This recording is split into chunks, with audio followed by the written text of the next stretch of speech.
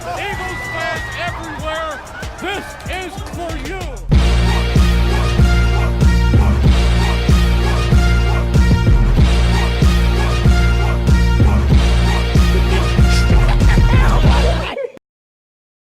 What is going on, guys? It's your boy Joe Castro, aka Philly Fresco, and we are back with another one. I got my boy Brandon here. How's Say it what going? up to the people. How's it going, everyone? Back at it. So we all know what happened. The Philadelphia Eagles blew a 17-point lead to a team with no name. I'm pretty sure that the end of the world isn't coming, but this is probably what it would look like. The Redskins in first place. So and the Giants, like we were just saying, might be looking at first place for a tie as well. So Right. nobody had that pictured out.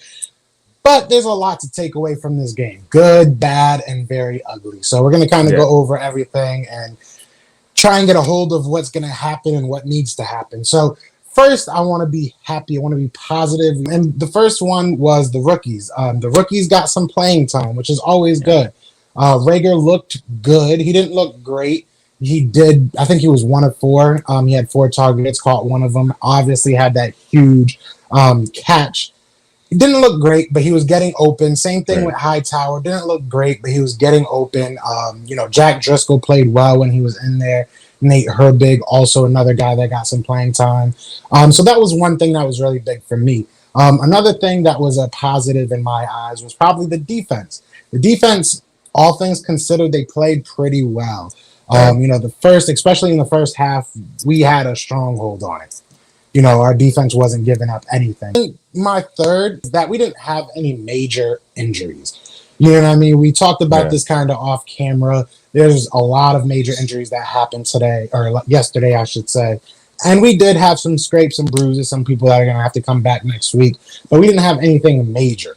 Nothing crazy. So I'm interested to hear what you think were some of the positives out of that game. Yeah, I mean, you could just kind of chalk it up to that first half minus the last 2 minutes as positives for the offense. I mean, and for the defense. If we didn't allow, or if they didn't allow the Redskins to have short fields for those scores, then I don't see Washington putting up 27 points, having to drive full fields. Like, even if we can't get points on that and we have to punt the ball, we start giving them a full field to have to drive down. And our defense was actually playing pretty well. But unfortunately, when an NFL offense gets maybe 30 yards to the end zone, it's tough to stop. It really is. But that being said, I liked Rager. Rager did look good. That would have been another deep ball he would have had if Wentz didn't overthrow it. So, I mean, Rager was getting open deep. Driscoll played well, especially in the beginning. Like I said, you can chalk the beginning up as like a learning thing. But yeah, I mean, those were my positives. The defensive line looked nice in the beginning. It was just like Brandon Graham had one tackle on the backfield right off the bat on a run play. It was great. They were on fire. They were electric. But I didn't see any. At least they didn't. I don't know if they didn't show anyone kind of like hyping people up on the sidelines, but I didn't really see that energy once they started the turnovers and getting down. It didn't look like, because when you looked at the Washington side, Haskins was talking them up and like, oh, we got this. Even when they were down or tied, I didn't really see Wentz like hyping people up. I didn't really see any of the leaders. Maybe that's where we're missing Jenkins, missing that key. Like, come on, guys, keep your head up. Let's do this. So, and I did see that. I don't know if you saw the report that Ron Rivera had to go to the locker room to get like IV drip because he is battling cancer. Yeah. And Dwayne Haskins actually took over for halftime and did a whole speech and got his guys rah shish bob. I mean, if you really look at it, like you said, they had very short fields. He had under 200 yards passing. Right. Nobody in the running game really gashed us. I think the highest runner they had was like 40, 50 yards, something like that. So, yeah, I mean, it really just came down to me at least, the offense just putting the defense in terrible situations time and time again, which kind of brings us to our next point. What do you think are some of the negatives? Yeah, the fun part. I mean, we got to keep it 100. We can't make things up. We can't say, the Redskins, they were fighting hard for the coach. That's the reason why. It's like, no, we the Eagles put themselves in this predicament. Namely speaking, I think the two biggest people for this is Doug Peterson and Carson Wentz. Those two are my biggest two to blame. It all starts with at the end of the first half, we're up 17-0. You go into halftime going up 17-0, the other team is going to be kind of demoralized a little bit. They're going to be like, we have 0 points. Nothing's working. We got to try to figure this out. But at least they're still thinking like they got to figure this out. And there's no like momentum building up. But then instead of practicing the run, getting the run, because at the end of the day, we only had 57 yards rushing. That's with Corey Clement. That's with Boston Scott. I think Wentz had 1 for 2 yards. And then Huntley, the rookie, came in out of for 1 play. So you use that time to run the ball and just to kill clock, get to halftime, but also kind of get everyone warmed up, then you're not getting a turnover. And then on top of that, there was zero. I didn't see any rollout passes. I didn't see any trickery. It was all pretty simple stuff. We don't have Peyton Manning. Carson Wentz isn't Peyton Manning. He's not going to just carve you up and dial it down, genius brain, standing in the pocket the whole time. I mean, anything that makes Carson special is him moving around, making things happen with his legs along with his arm.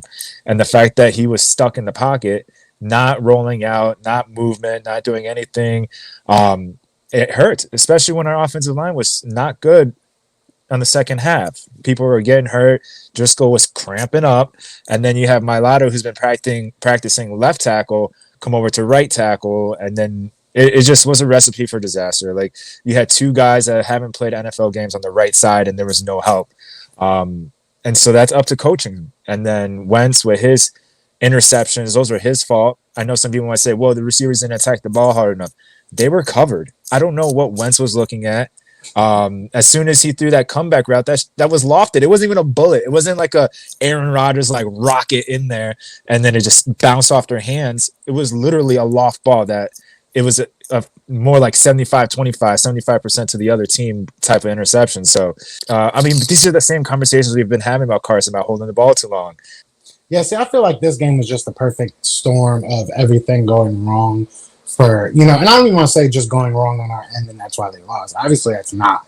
But when you have a weak offensive line and you're going against a very, very stout defensive unit in general, in the Washington Redskins, and they didn't come out to lose. That's the big. They had like 5 first rounders. Yeah, they didn't come out to lose.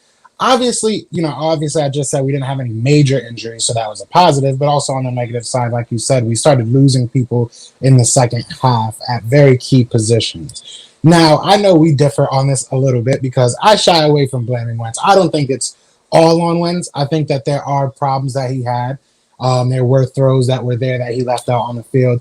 But at the same time, you could see the major shift from the first half to the second half.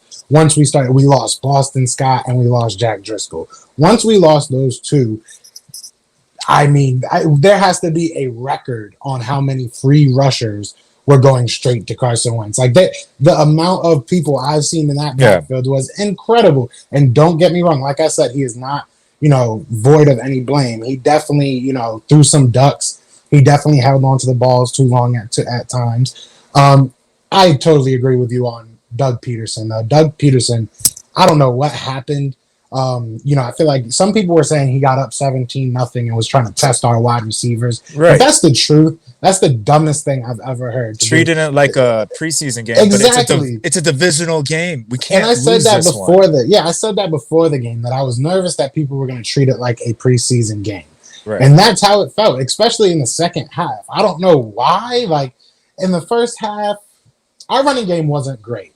Even when Boston Scott was in there, we weren't running well. You know what I'm saying? The offensive line wasn't doing great, but it was manageable. So once we lost Boston Scott, they definitely just gave up on Corey Clement. They didn't even try to pretend like they were going to win. And that definitely hurt us, And kudos to Washington, too, because they weren't biting on any play actions. They weren't getting fooled. Well, that's because we weren't running the ball well. It stinks like watching a game like the Rams game, right? Where you see all like the different things they do on offense with the motions with their wide receivers. Hand it off to the wide receiver, hand it off to the running back. even Jared Goff is rolling out. He even had Cooper Kupp opened at one point, but instead he runs the ball for like 4 yards. That's just to keep the defense honest. So they're like, all right, we got to watch out for Kupp too. I mean, for Goff too, even though he's not known as a runner.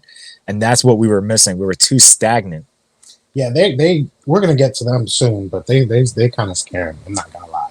But also kind of to tie in with the negatives, we had some proverbial dust on us. You know what I'm saying? We kind of had to, we had some rust on us.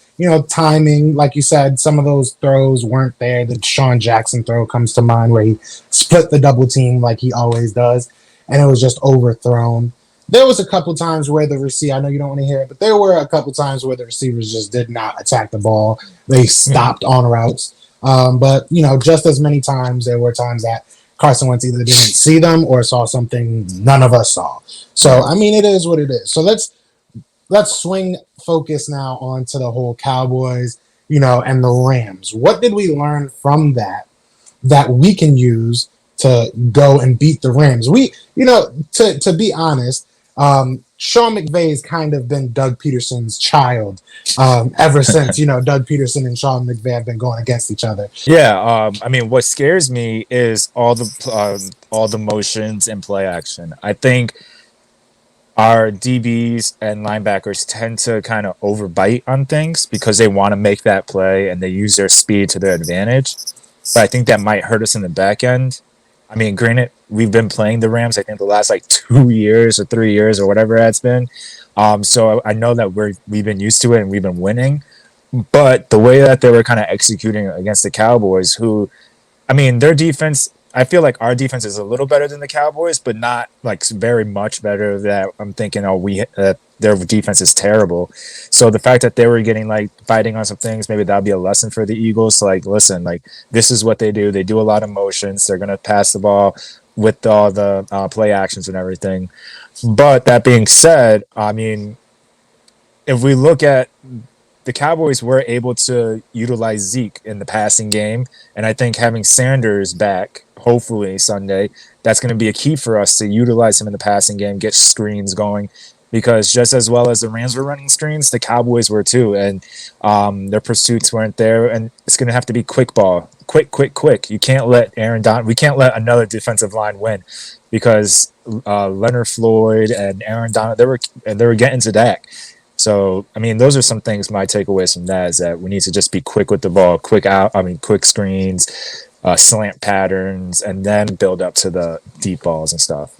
Yeah, the biggest thing I saw in the Rams-Cowboys games from the Rams, at least, was Jared Goff. I think the stat was under 3 yards per pass from when he got the ball and where he threw it. So right. Obviously that stat changes with the yards after catch, but they were throwing the ball quick. They were not giving Aldon Smith and that Dallas Cowboys defense any time to rush. So I highly, expect them to do the same exact thing with us. So It's going to be another game that we have to be ready. We have to be kind of sitting back, ready for them to throw those, like you said, a lot of screens, a lot of motion, bubbles, stuff like that. I think and I hope that we're a little bit more built to play with a team like the Rams because we do have so much speed. So it's going to be a lot more like just manning up guys and, just following them on the motions. So I'm hoping that that'll help us. And I just think on our offense, like you said, it's gonna be a whole different picture. And if it's not, then we have to really worry.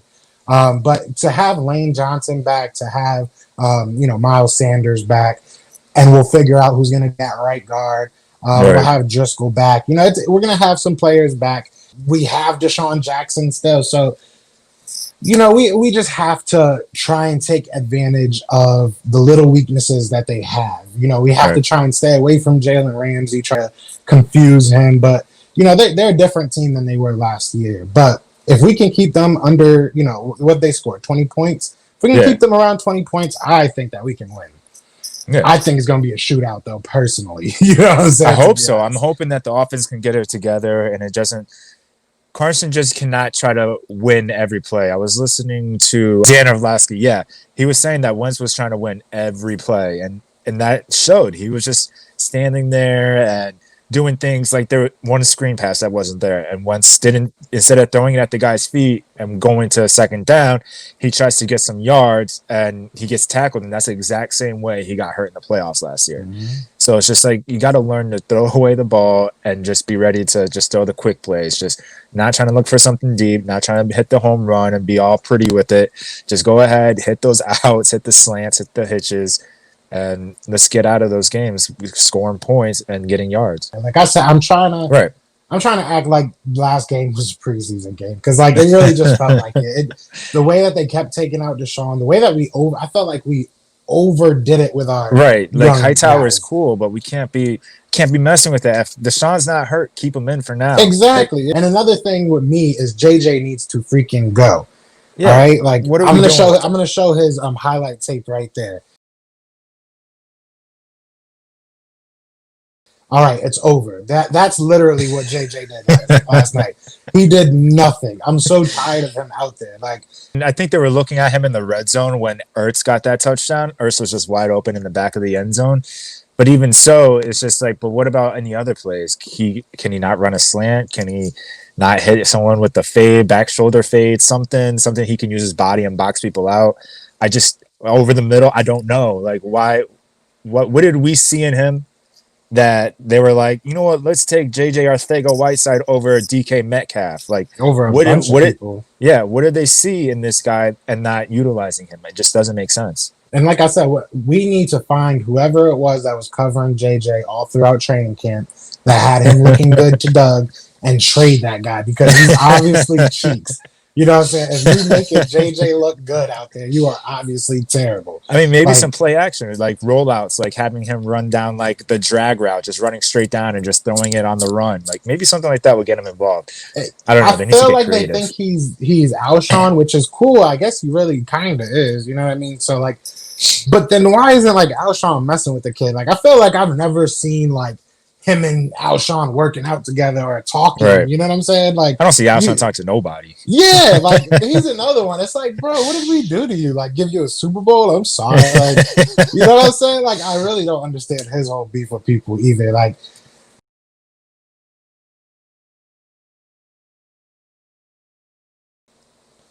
having injuries to your top 5 players on your offense is an excuse. It's a very legitimate excuse. Right. Saying that one play ruined your whole game and it's all the refs' fault is not an excuse. So, you know, that's my take on that. That's just my take on that. Jalen, he was getting lessons from LeBron. Bro, Jalen, yo, I loved it, man. I was waiting for him to stand up and be like, I just want to thank God for this award. You know what I'm saying? I couldn't be here without y'all. But other than that, y'all know what it is, man. You know, it's flag goes flying. We out here. Say peace to the peoples. Later, everyone. Eagles fans everywhere, this is for you.